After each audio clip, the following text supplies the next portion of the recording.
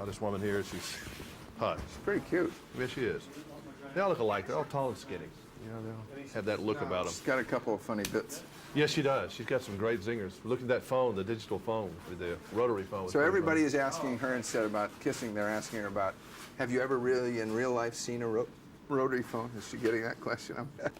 You know, no close-ups, no blimp shots, just in where you... New York had a great prefix, Murray Hill. Murray Hill. That was a good one.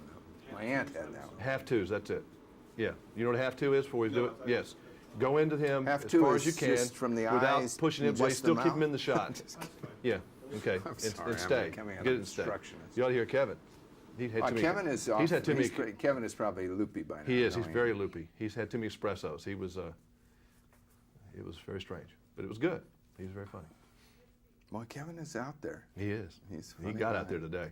His publicist wouldn't be quiet. Let me know when. I, of course, am guarded and defensive. Thomas Magnum, does he ever write? Does he ever call?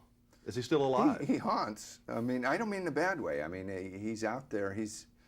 Look, you play a character for 8 years that can change, that can grow. That's a unique acting experience most people don't ever have. And the fact that people wanted to watch him, the fact that the episode we went off the air on was #1 is, he's in a special place for me, and I love the guy, and I'm always curious where, you know, not what happened after the show ended, but maybe where he is with an 8-year lapse. What's happened while my life's been going on? I think people are too. But amazingly, there are children now that are 11 and 12 years old that don't know what Magnum PI is. Not as many as you think. You know, what I've really found is, and I'm very surprised, you know, because originally Magnum, even when they talk about demographics, they said, well, everybody watches it, but it's really strong with, you know how they do women, this, 35 and over, and women with 2 left feet are really love it. That ride bicycles. Yeah, so, but kids found it in syndication. And it's in just about every city in this country. It's in 90-some countries. College kids, high school kids who don't want to do their homework know more lines from Magnum than I do. So it's taken on a whole new life, which is nice. And it won't ever go away. Because I'm proud of that show. Yeah, you ought to be. It still plays well. Thanks. It's still a fun show to watch. And it's hard to, but I know it must be difficult for an actor, and Christopher Reeve had certainly the problem with Superman. Yeah, but I can't fly. But you couldn't fly. Yeah. But you always had those Hawaiian shirts and the ball cap, you know, and the red Ferrari. I'll never look at any of those things without thinking of you. Well, thanks. Actually, the ball cap and the Hawaiian shirt's in the Smithsonian Institution, and I'm proud of that. That's neat. But not for that reason. I'm proud of the fact that it was for the first show that recognized Vietnam veterans in a positive light, and it's nice. We're there with Archie Bunker's chair. Nothing to be, but anything but just proud on that show. Did you take this role so you could be with Kevin Kline? Let's go ahead and get you the tabloids here. Well, he's a hunky guy. I've been fond of his work. I didn't particularly have a crush on him. Yeah, he's pretty hunky, I guess. You must have liked him in A Fish Called Wanda or something. I loved him in A Fish Called Wanda, but not in that way. In a different kind of way, as the movie said. I love his work. Just checking. But yeah, Kevin is a fine actor and the perfect choice for this movie. You know. He's an actor who never loses that thread of reality, yet will walk about the finest line I can think of in this business. He goes right to the edge, and that's a very kind of courageous thing to do, because it's a long way down if you're not funny.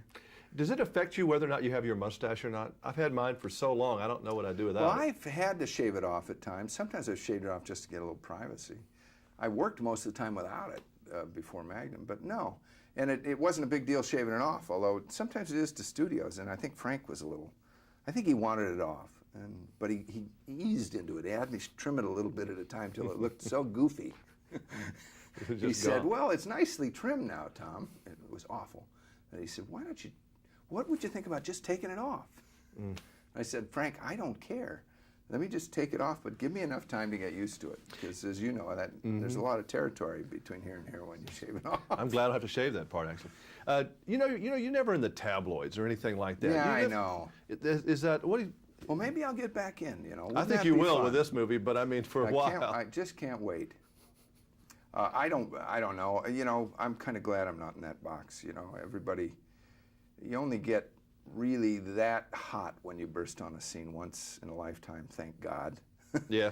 And somebody else is in that box, and I wish them well, because to me, it's not that much fun.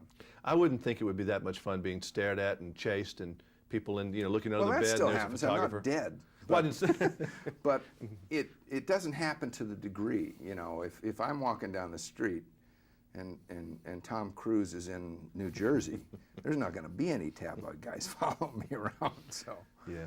Well, I enjoyed doing this. A lot of fun. Nice seeing you. Oh, Hope we see you in a thank lot you. of movies coming It's up good soon. to see you. Good to see you too. thank you. What, isn't Magnum on somebody's channel that I can